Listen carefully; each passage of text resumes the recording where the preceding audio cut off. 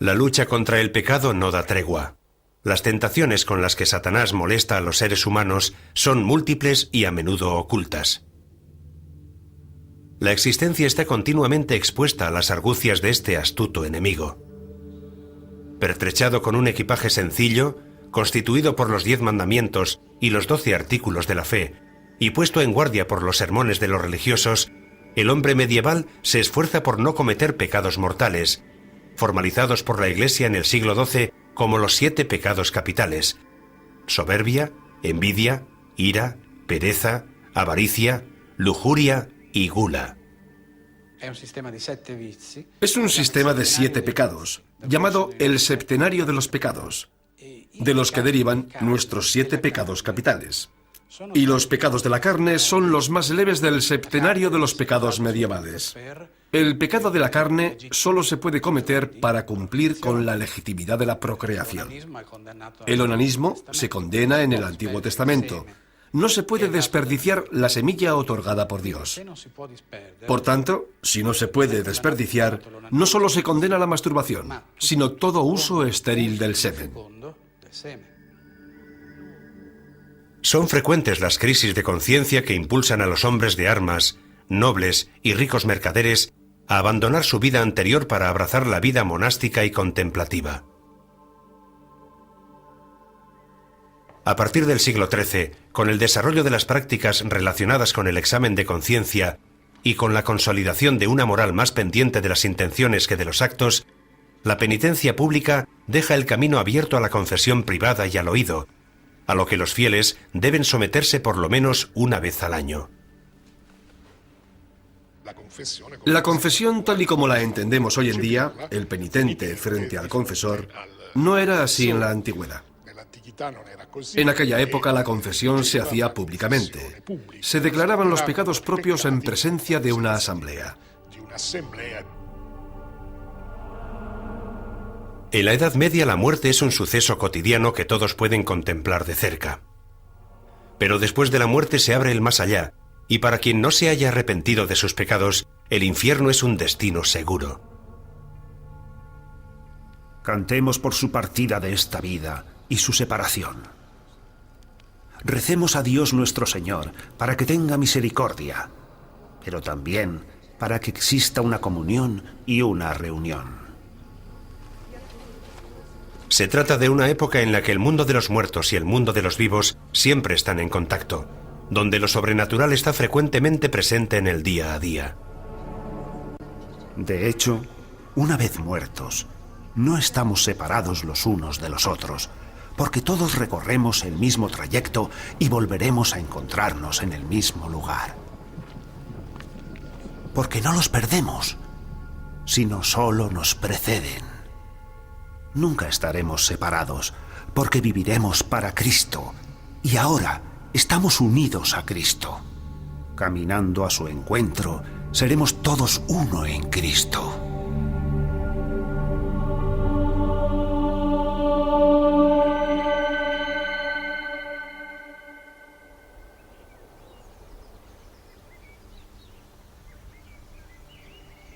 Otra característica fundamental de la mentalidad medieval es su fuerte simbolismo. Empezando por los números, que San Agustín considera pensamientos de Dios. El 3 está relacionado especialmente con la Trinidad, el 4 con los evangelistas, los ríos del paraíso, los puntos cardinales, las estaciones del año, las virtudes.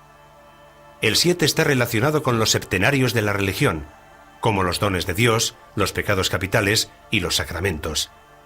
El 10 se asocia a los mandamientos, el 12 al número de apóstoles, a los signos del zodíaco, a los meses del año. Podríamos decir que la Edad Media es el reino de lo simbólico. Por simbólico no nos referimos a una vaga abstracción, como podríamos pensar nosotros, erróneamente, con nuestra mentalidad tardorracionalista. El símbolo es algo real. Tiene un significado y un peso reales. Por ejemplo, el color que lleva el caballero en el torneo, el color de su gualdrapa, tiene un significado real. Lo que escribe el caballero en su escudo también tiene un importante significado real, porque indica su estado de ánimo en ese preciso momento. pero también tienen un significado real los símbolos que podemos encontrar en la bandera de un ayuntamiento o de una ciudad. Lo simbólico tiene un significado muy fuerte, porque a través de él se mandan mensajes y se comunican contenidos.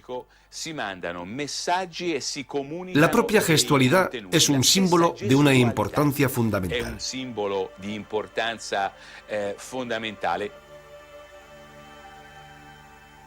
También están las figuras geométricas.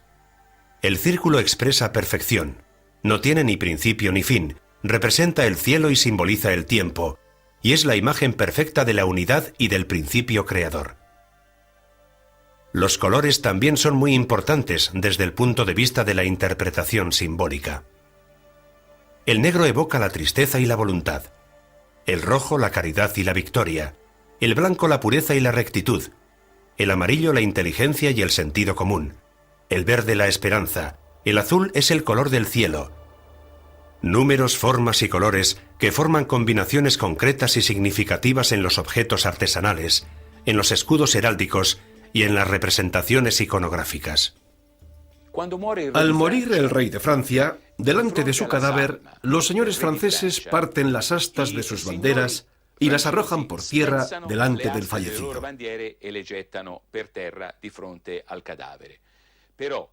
Pero la bandera del rey se inclina ligeramente, se ondea y se vuelve a elevar inmediatamente porque la bandera del rey simboliza el cuerpo místico del rey de Francia. Y el cuerpo místico no es el cuerpo real. El cuerpo real muere, pero el cuerpo místico, lo que hoy con nuestros términos llamaríamos comúnmente el Estado, ese no muere jamás. Y la bandera del rey que se inclina y se vuelve a elevar de inmediato significa el Estado, que también admite la muerte física de su representante. Pero el Estado, la corona, no muere jamás. En este caso, el símbolo tiene un contenido y un mensaje político formidables.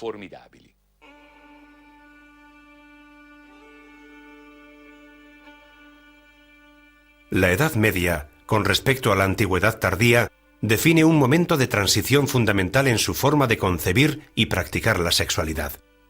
De la gran libertad sexual del mundo latino, se pasa en la Edad Media a una rígida reglamentación que aprueba una severa condena de los placeres del cuerpo.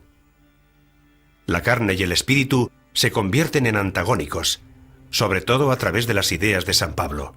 Los placeres del cuerpo se convierten en la principal fuente de pecado. También es cierto que nuestro cuerpo es nuestra cárcel, es decir, está en este mundo. No olvidemos que ciertos deseos terrenales son un impedimento para nosotros. Contra ellos nos toca luchar y estar en guerra. La carne experimenta una verdadera demonización. Pasa a ser lugar de depravación. El cuerpo es despojado de toda dignidad y cada vez más se considera una cárcel para el alma. Veo en mis extremidades otra ley que se opone a la ley de mi mente. Por este motivo, tal vez, pedimos al Señor que se lleve nuestra alma de este mundo, y con ello de los trabajos y de los inconvenientes de este mundo.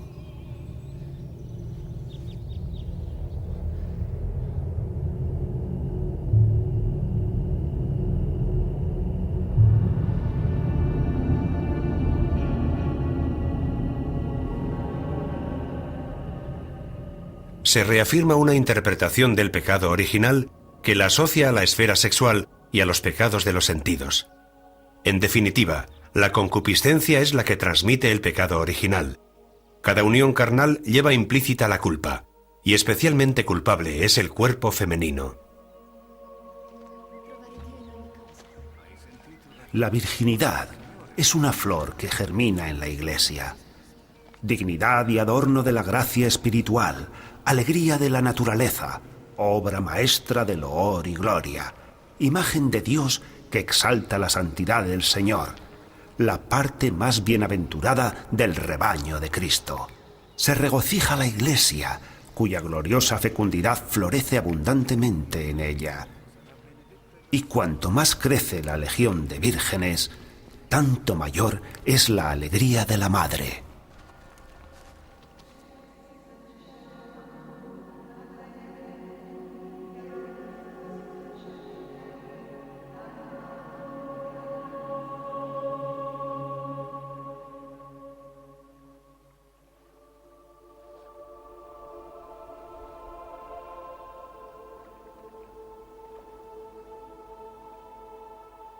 Dejando a un lado los prejuicios que en el pasado han relegado la Edad Media a un período oscurantista y regresivo, esta época nos parece realmente sorprendente, tanto en sus luces como en sus sombras. Junto a los grandes acontecimientos políticos, las transformaciones institucionales, las fechas que marcan los pasajes históricos fundamentales, también sale a relucir el valor de lo que se mueve bajo la superficie, de las elaboraciones colectivas que cristalizan en un lento avance de nuevos modelos de pensamiento.